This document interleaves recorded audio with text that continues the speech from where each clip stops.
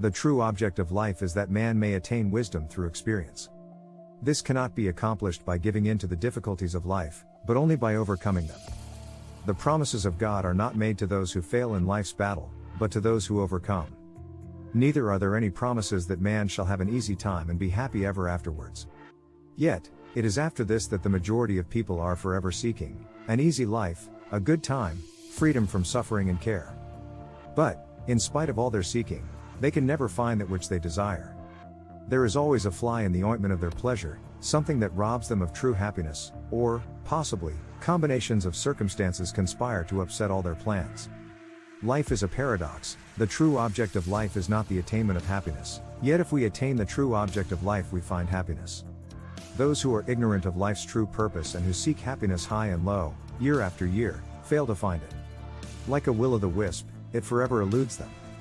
On the other hand, those who recognize the true object of life, and follow it, attain happiness without seeking for it. In times past, people have made God a convenience. They have thought they could drift through life, learning none of its discipline, and then, when in trouble, or things were not to their liking, they could pray to God and have the unpleasant circumstances taken away. The same idea is prevalent today. People have left the old orthodoxy and looked to various cults and isms to get them out of their difficulties. They do not believe now that they can curry special favor with God by prayer, but they firmly believe that they can get what they want from the invisible by demanding it. They think that by this means they can have their own way after all. By this they mean having a good time, with no unpleasant experiences, trials, difficulties, adversities. They are, however, merely chasing rainbows. The easy life they seek constantly eludes them, simply because there is no such thing. The only life that is easy is the life of the strong soul who has overcome. His life is not easy in reality, but appears relatively so because of his strength. It is impossible to have an easy life, and, if it were possible, then life would not be worth living, for the sole object of life is the building of character and the attainment of wisdom through experience. Life to all of us must always be full of difficulty, and it is to help those who, hitherto, have found life rather too much for them, that this book is being written. What the majority are seeking for is an easy life, which they will never find, but precisely the reverse, and for them I have no message. But to those wise and awakened souls who are seeking for truth, no matter from whence it may come, and who desire to overcome life and its difficulties, instead of weakly giving in to them, this book, it is hoped, will bring a message. At this stage we cannot go into the subject of why we should meet with disasters and adversity in this life, nor why some people should have, apparently, a smoother life than others. We must therefore be satisfied to know that we have to meet trouble and overcome difficulty, and that it is only by so doing that we can attain wisdom and build up character. The question, then, is not whether we shall meet the trouble and adversity or not, but rather, how we shall meet them. Shall we be victorious or shall we be submerged?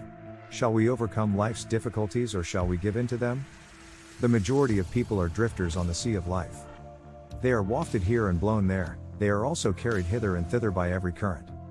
It is only the few who realize that they have the power of the infinite within them by which they can rise superior to all their difficulties, overcome their own weaknesses, and, through victorious experience, attain wisdom. At this point some practical reader may say that attaining wisdom is all very well, but what he wants is practical help. He is perhaps out of work, has sickness in his house and is in debt. Or, he may be well-to-do, and yet in the deepest distress and misery. To all such I would say that they possess the power by which they can overcome all their difficulties, and through overcoming, attain wisdom. A man's success depends, more than anything, upon his faith in the good purpose of life, his faith in the power of the infinite within him and his ability to overcome every obstacle in his path. The extent of the power that man can bring into his life is the measure of his faith in that power.